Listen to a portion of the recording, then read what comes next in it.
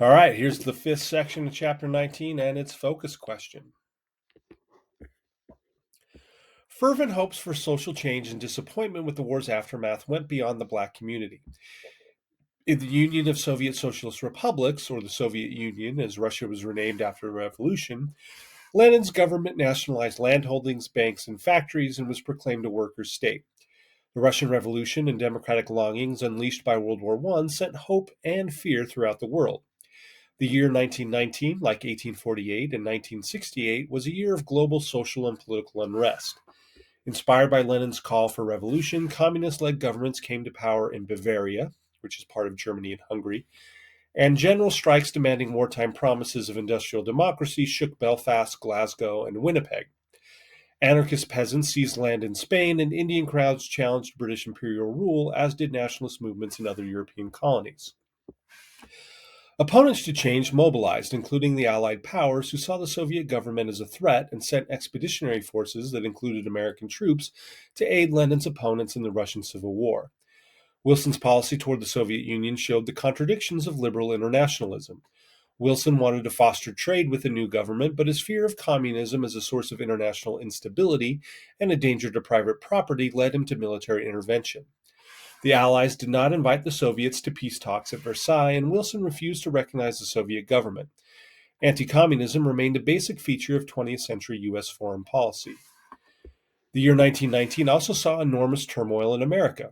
Amid racial violence and a devastating flu epidemic, a bombing campaign targeted the homes of prominent Americans. More significant was an upsurge in the labor movement as workers took Wilson's promises of industrial democracy and freedom seriously. In 1919, more than 4 million workers went on strike, creating the greatest wave of labor unrest in U.S. history. They faced an unprecedented mobilization of employers, government, and private patriotic organizations. The strike wave began in January in Seattle, where a shipyard workers' strike became a general strike that paralyzed the city. In September, Boston police went on strike, and Governor Calvin Coolidge fired the entire force and called out the National Guard. A massive coal strike was ended only by a federal injunction.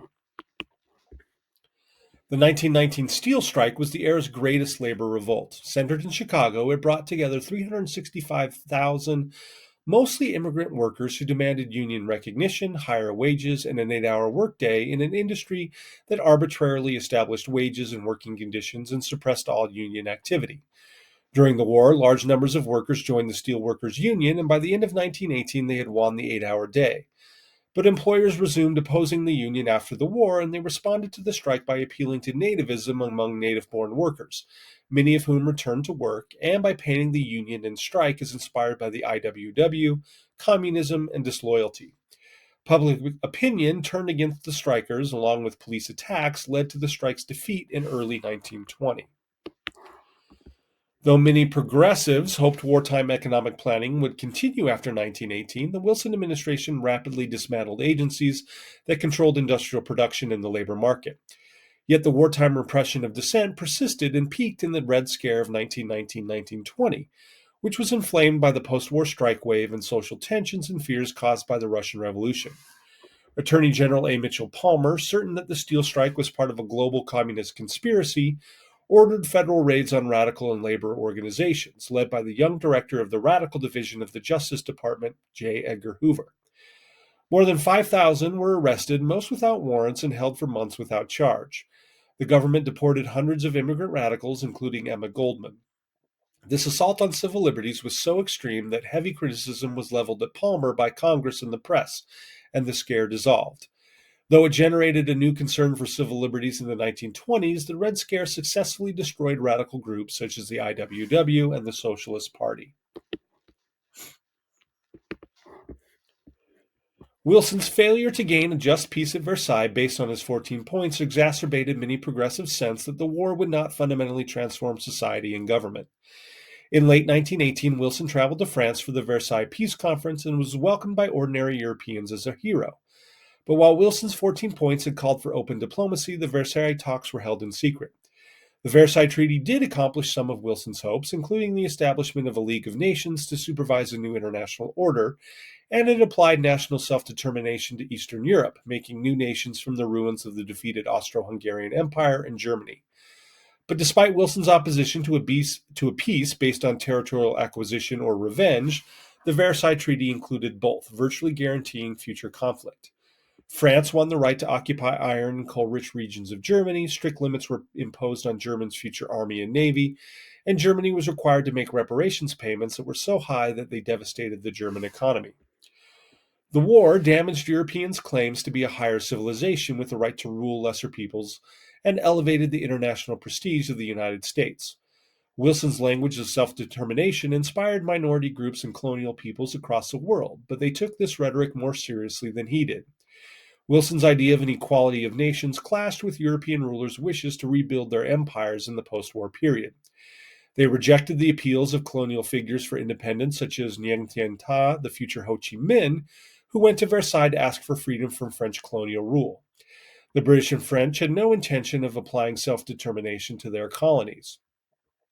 The Ottoman Empire was divided into nations such as Syria, Iraq, and Palestine, over which the British and French were given mandates to govern. Former German colonies in Africa were given to South Africa, Australia, and Japan, and Ireland was not given its independence.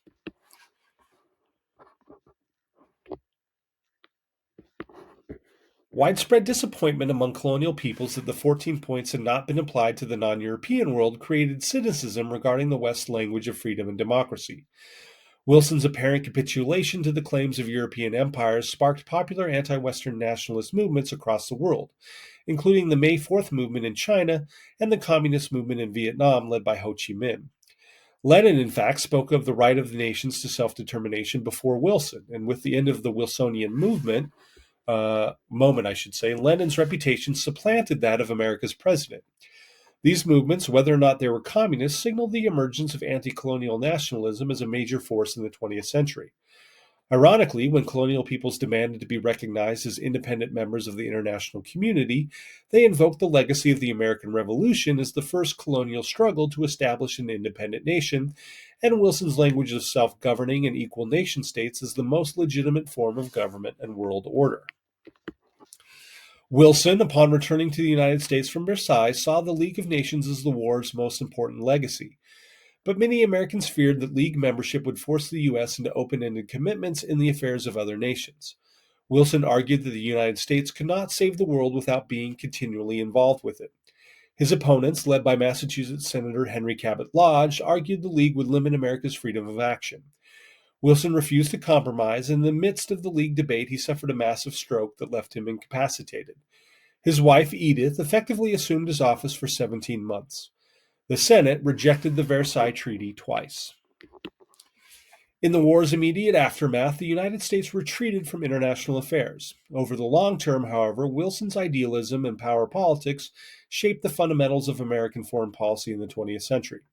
A commitment to democracy, open markets, and trade, America's special mission to instruct the world in freedom, and the will for military intervention abroad to promote American interests and values. But the war had not made the world safe or democratic. It undermined freedom in the United States, and it led to the defeat of progressivism. Republican Warren G. Harding, part of the party's conservative wing and elected president in 1920, repudiated Wilsonism and promised a return to normalcy, thus inaugurating one of the most conservative decades in the nation's history. And that is the end of section 5 and this chapter. We'll be back with the next one.